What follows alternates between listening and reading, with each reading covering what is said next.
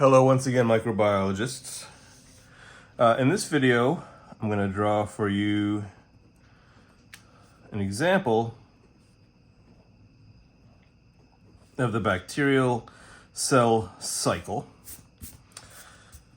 And the bacterium in this case is going to be E. coli, which is a gram-negative bacillus. And there's going to be three phases that we need to focus on. 1, 2, and 3. And they do kind of go in order. We've got the growth phase, which is analogous to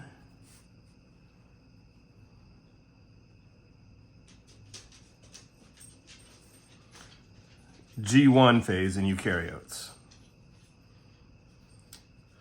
We've got chromosome replication and partitioning.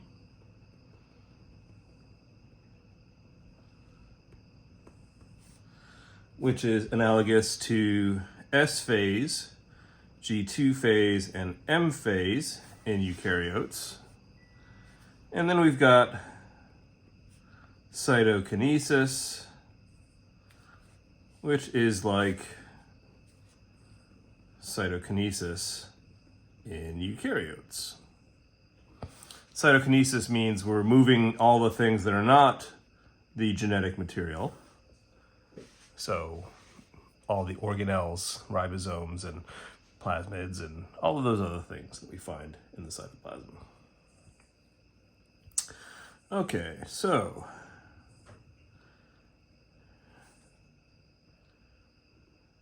to make things simple,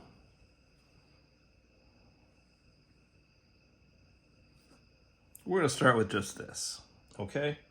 So we've got our cell. This is our cell here with its nucleoid, the chromosome. So the first thing that happens is we've reached a critical mass to initiate cell division. It's thought that this is kind of the signal that there's been enough energy on hand to allow for cell division.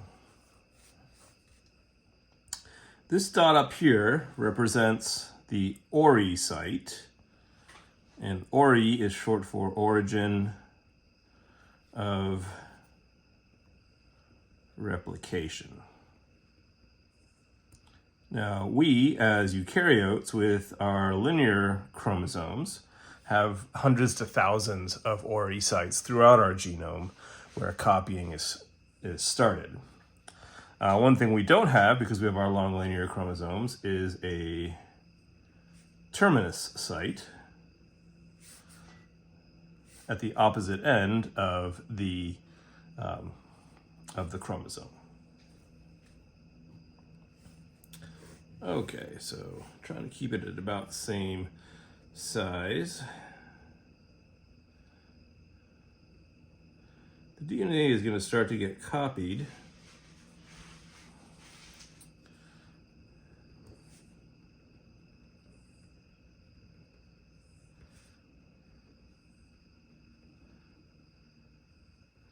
And the DNA replication machinery is going to bind to the ORI site and start copying it and forming what we now call a replisome.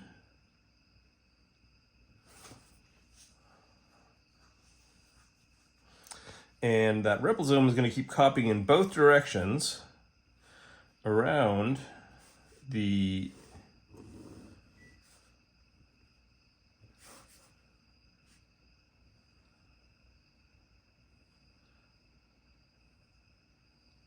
chromosome.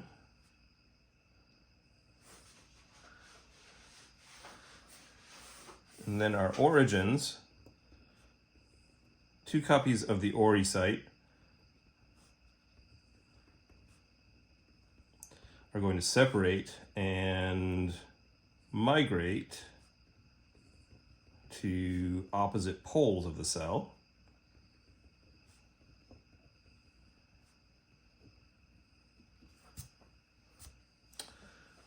Okay. As this is happening, the cell's going to, I don't know if I did that very well.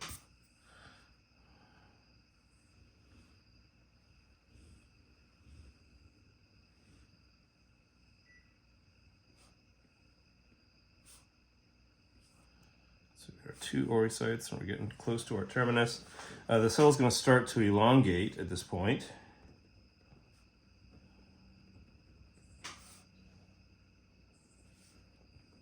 As chromosome replication continues.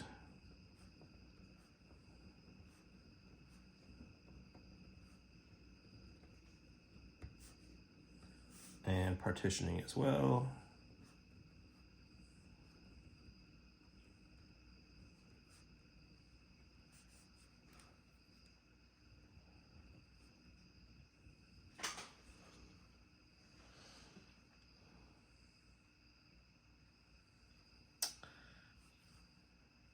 And then, as we get very close to the end, here I'm going to really exaggerate our elongation.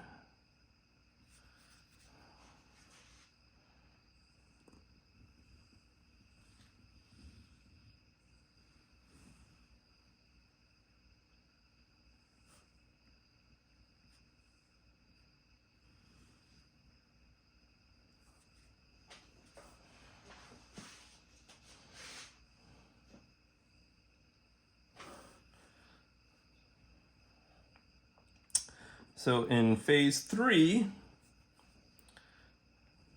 we're going to form a structure known as the Z ring, where a series of proteins that are analogous to cytoskeletal proteins in eukaryotes, but of course the cytoskeleton that we might find in prokaryotes is going to be very different.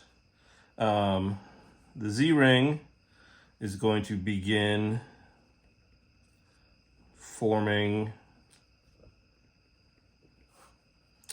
a septum or a wall, a cross wall between the cells that are soon to be distinct and discrete cells.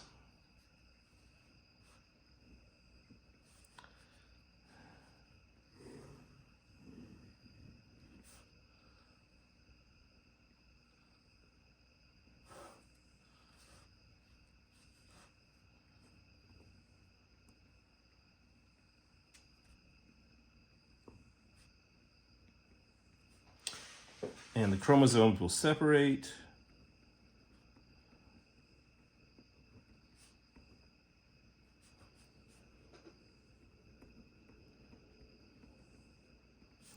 As septation continues.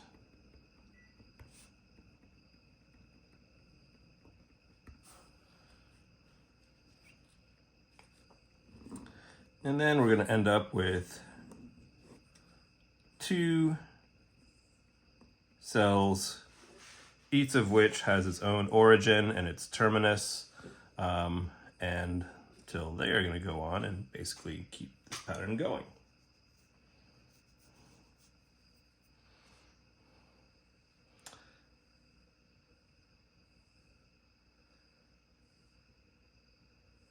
Okay, so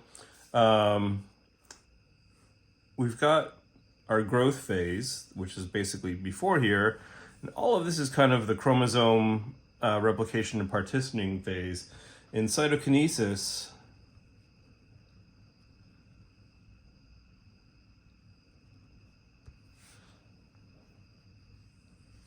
we're going to have, the first thing that's going to happen is selection of a septum site.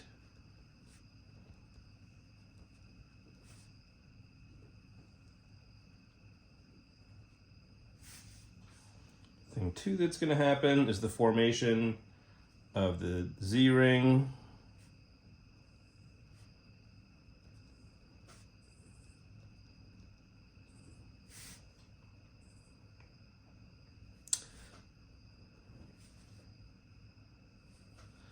third thing that's going to happen is assembly of cell wall synthesis machinery.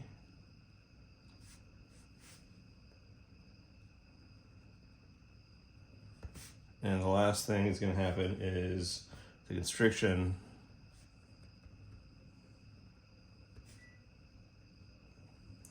of the cell and the final completion of the septum.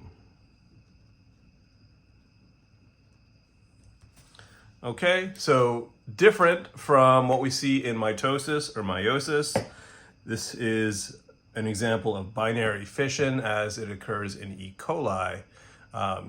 So we do need to kind of keep track of where all these things are happening.